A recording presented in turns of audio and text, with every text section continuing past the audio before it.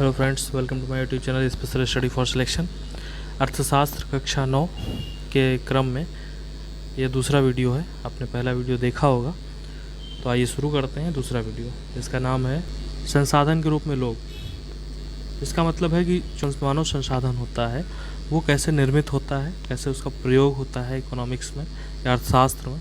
तो आइए शुरू करते हैं उसके बारे में कि जब शिक्षा, प्रशिक्षण, चिकित्सा सेवाओं में निवेश किया जाता है तो वही जनसंख्या मानव पूंजी में बदल जाती है।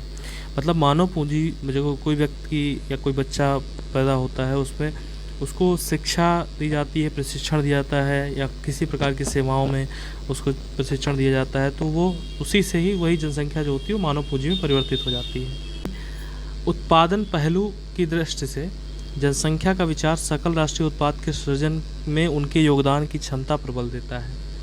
मतलब जितने मनुष्य ज़्यादा होंगे और उतने जितने स्किल्ड होंगे उतने ही अच्छे सकल राष्ट्रीय उत्पाद उत्पन्न होंगे। दूसरे संसाधनों की भांति जनसंख्या भी एक संसाधन है। बिल्कुल एक मानव संसाधन, इसको मानव संसाधन बोलते हैं, हमने शुरुआत में बताया। जब अधिक जनसंख्या होती है तो एक सकारात्मक पहलू तो है, लेकिन जब आवश्यकता से अधिक हो जाएगी तब वो नकारात्मक पहलू के रूप में देखी जाने लगेगी। और उसके साथ साथ अगर आवश्यकता से अधिक जनसंख्या जो कि स्किल्ड ना हो तब वो नकारात्मक पहलू की तरह देखी जाने लगेगी। और जब अधिक जनसंख्या होती है तो आप भोजन, शिक्षा, स्वास्थ्य उस जनसंख्या तक पहुंचाने में भी बहुत सारी दिक्कतों का सामना करना पड़ता है। जब इस विद्यमान मानव संसाधन को अधिक शिक्षा एवं स्वास्थ्य द्वारा विकसित किया जाता है तो यहाँ इसको कहते हैं मानव पूंजी निर्माण। अगर आपसे पूछा जाए कि मानव पूंजी निर्माण क्या है, तो इसमें ये बताया जाएगा कि मानव संसाधन को शिक्षा और स्वास्थ्य द्वारा और विकसित किया जाता है, तो इसे मानव पूंजी निर्माण कहते हैं। अब जो भौतिक पूंजी, अब जैसे किसी भी चीज़ की भौतिक पूंजी है, मतलब जैसे कैपिटल यानी पैसा, तो पैसा जितना आवश्यक होता है, भौतिक पूंजी जितनी आवश्यक होती है उतनी ही उससे कहीं अधिक आवश्यक होती है मानव पूंजी। क्योंकि जब आप के अंदर एक सोचने समझने की क्षमता होगी, शिक्षा होगा, प्रशिक्षण होगा कि आप किसी चीज़ को कैसे कर सकते हैं, तभी आप उस भौतिक पूंजी को आप और अच्छा बना सकते हैं। तो मानव पूंजी में जो निवेश होता है वो शिक्षा, प्रशिक्षण, स्वास्थ्य सेवाओं के द्वारा भौतिक पूंजी की भांति प्रतिफल प्रदान करना होता है। मतलब अधिक शिक्षित या बेहतर प्रशिक्षित लोग जो है उच्च उत्पादकता के कारण होने वाली अधिक आय और साथ ही अधिक स्वस्थ लोग उच्च उत्पादकता के रूप में इसे प्रत्यक्ष देखा जा सकता है। मतलब कि जहाँ पर उत्पादकता अधिक होगी या उनका स्वास्थ्य बेहतर होगा तो और अधिक काम कर पाएंगे। जब अधिक कार्य कर पाएंगे तो क्या होगा, वहाँ पे और अधिक उत्पादन होगा। और अर्थव्यवस्था का बेसिक तो यही है कि अधिक उत्पादन, किसी भी संस्था का जो है नियम होता है कि उत्पादकता उसकी बेहतर हो। उसके बाद अब उच्च आय से कोई व्यक्ति अधिक शिक्षित या अधिक स्वस्थ को लाभ होता है, बल्कि समाज को भी अप्रत्यक्ष तरीके से लाभ होता है। अब अधिक शिक्षित या अधिक स्वस्थ जनसंख्या होगी तो उन लोगों तक भी लाभ पहुंचेगा जो प्रत्यक्ष रूप से शिक्षित नहीं है और उतनी से स्वास्थ्य सेवाएं प्रदान नहीं की गई हैं उनको। इसी तरह से मानव पूंजी अन्य संसाधनों यानी भूमि, भौतिक पूंजी से भी श्रेष्ठ है, क्योंकि मानव संसाधन भूमि और पूंजी का उपयोग कर सकता है। भूमि और पूंजी अपने आप उपयोगी नहीं है, यही मैंने अभी शुरुआत में बताया था। अनेक दशकों से भारत में विशाल जनसंख्या को एक परिसंपत्ति की अपेक्षा दायित्व समझा गया है। वो इसलिए समझा गया है क्योंकि उसके लिए भोजन, स्वास्थ्य सेवाएं और शिक्षा मुहैया कराना उसके लिए बहुत बड़ी पूंजी की आवश्यकता पड़ती है। इसीलिए मानव पूंजी में जब निवेश करते हैं तो उत्पादक परिसंपत्ति में बदला जा सकता है।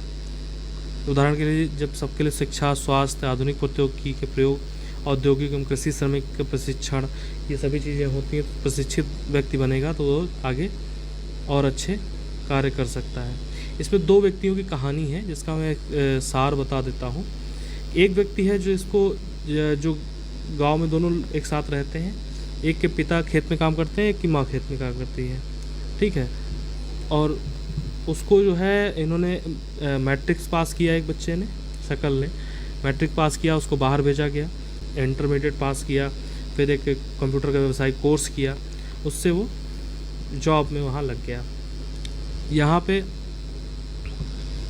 एक विलास था जिसने पढ़ाई नहीं की, स्कूल नहीं गया, माँ के साथ मछलियाँ पकड़ने जाता था तो वही करता रहा और उस स्किल का डिफरेंस आया दोनों जगहों पे। ऐसी कहानी आपके इर्द गिर्द भी कहीं ना कहीं गुजरी होगी, आपने खुद देखा होगा कि ये जो है दिखता है और स्किल के का अंतर होता है दोनों में, तो और दोनों के आय में भी बहुत डिफरेंस आ जाता है। सकल कई वर्षों शिक्षा एवं श्रम में गुणवत्ता बढ़ा दी, वही गुणवत्ता बढ़ गई तो उत्पादकता बढ़ गई।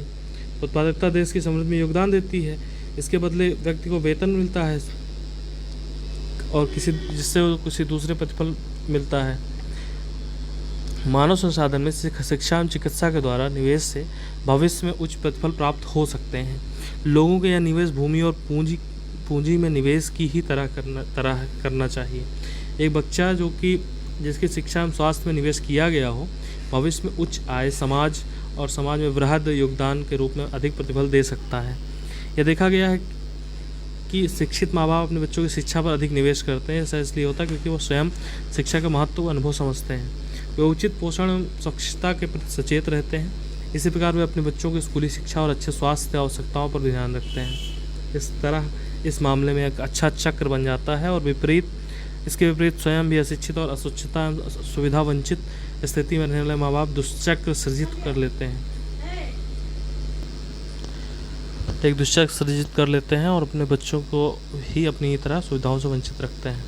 जापान जैसे देश में मानव संसाधन पर निवेश किया गया, उसके बाद कोई प्राकृतिक संसाधन नहीं था। यह विकसित धनी देश है जिसने अपने देश के लिए आवश्यक प्राकृतिक संसाधनों का आयात करके लोगों को विशेष रूप से शिक्षा एवं स्वास्थ्य के क्षेत्र में निवेश किया और लोगों को भूमि और पूंजी जैसे अन्य संसाधनों का कुशल उपयोग किया। इन लोगों ने जो कुशलता और प्रौद्योगिकी विकसित की, उसी से ये देश धनी और विकसित हुआ। मतलब वहाँ पे प्राकृतिक संसाधन भी नहीं था और मानव संसाधन के दम पे उन्होंने प्राकृतिक संसाधन आयात करके अपने आप को धनी बनाया।